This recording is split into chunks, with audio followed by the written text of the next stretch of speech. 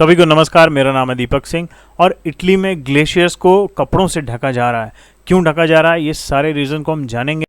तो ये सामने द गार्डियन का एक आर्टिकल है जिसमें कहा जा रहा है कि जो इटालियन टीम है तो वो अपने ग्लेशियर्स को जो बड़ी बड़ी शीट्स हैं कपड़ों की उनसे ढक रहे हैं ताकि जो स्नो है उसको मेल्ट होने से रोका जा सके, उसे बचाया जा सके। तो इटली में कंजर्वेशनिस्ट का एक ग्रुप है, उसने तय किया है कि हम अपने इंडेंजर्ड ग्लेशियर्स को इसी टेक्निक से बचाएंगे। यानी जो भी हमारे ऐसे ग्लेशियर्स हैं जो ख़तरे में हैं उनको वाइट कलर के क्लोथिंग से ढक देंगे।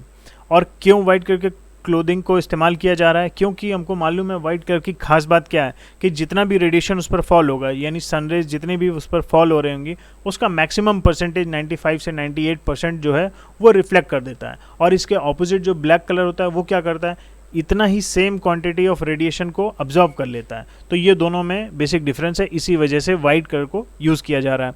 और पर्टिकुलरली हम किस ग्लेशियर की इस समय बात कर रहे हैं तो वो है प्रेसिना ग्लेशियर। तो ये नॉर्दर्न इटली में एक ग्लेशियर है जो कि इंडेंजर्ड है। क्यों? क्योंकि 1993 से अब तक ये अपना 1/3 वॉल्यूम जो है खो चुका है due to this snow melting and this global warming whole scenario, right. तो इस वजह से कंजर्वेशनिस्ट जो है प्रेजेंट में लगभग 1 लाख स्क्वायर मीटर के आसपास का एरिया जो है उसको इस वाइट कलर की क्लोथिंग से ढक देते हैं। तो ये फोटो में हम सामने देख रहे हैं कि ये ग्रुप है और ये कैसे जो पूरे ग्लेशियर को धीरे धीरे करके इस तरह की क्लोथिंग से ढक रहा है। फ़ायदा क्या होता है कि पूरा रेडिएशन रिफ्लेक्ट हो जाता है, जितनी भी सनरेज आती हैं वो वापस चली जाती हैं यहाँ से, राइट। मैक्सिमम 95 से 98%। अब इसमें होता क्या है, नीचे का इसके कपड़े के नीचे का जो टेम्परेचर है वो बरकरार रहता है। ऑलराइट, तो ये सामने फ़ोटो है ग्लेशियर्स की। ये अंटार्कटिका का ग्लेशियर है।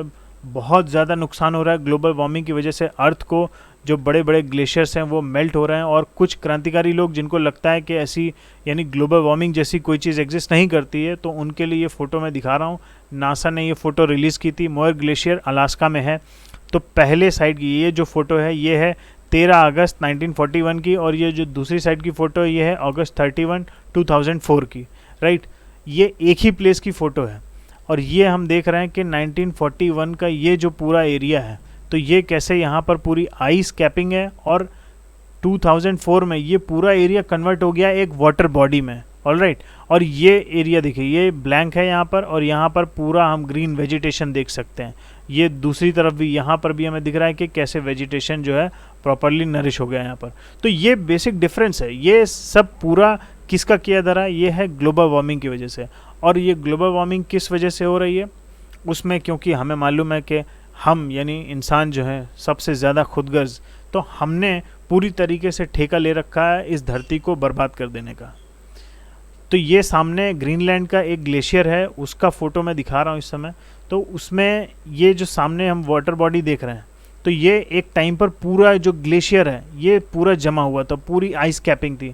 और ये फ़ोटो में क्लियरली दिख रहा है कि कैसे ये जो पूरी आइस है ये मेल्ट हो रही है। ये पूरा एक रिवर में धीरे धीरे कन्वर्ट होती जा रही है।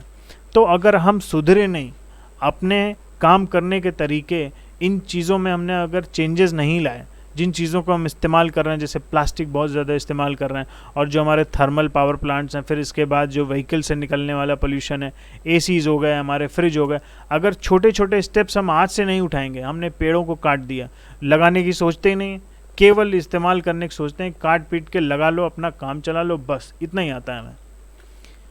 तो और केवल इतना ही नहीं कि ग्लेशियर्स मेल्ट हो रहे हैं, कि केवल वाटर पूरे जो ग्लोबल वाटर लेवल है केवल वही राइज हो रहा है। सामने पोलर बियर्स की इनकी तस्वीर है, तो इनके साथ भी यानी केवल ये नहीं, जो बायोडाइवर्सिटी का जो कंप्लीट लॉस है उसके लिए हम पूरी तरीके से रिस्पॉन्सिबल हैं।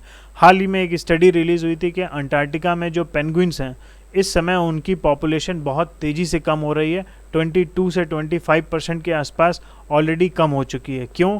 क्योंकि उनको वो प्रॉपर प्लेस नहीं मिल रहा है, प्रॉपर जो इन्वायरमेंट है, जो क्लाइमेट उनको चाहिए, लो टेम्परेचर, तो वो टेम्परेचर वो उनको नहीं मिल रहा है, जिस वजह से क्या हो रहा है, उनका जो रिप्रोडक्शन रेट है वो बहुत ज़्यादा ड्रॉप हो रहा है। तो इस वजह से उनकी जो पॉपुलेशन है वो कंटिन्यूसली डिक्लाइन पर है।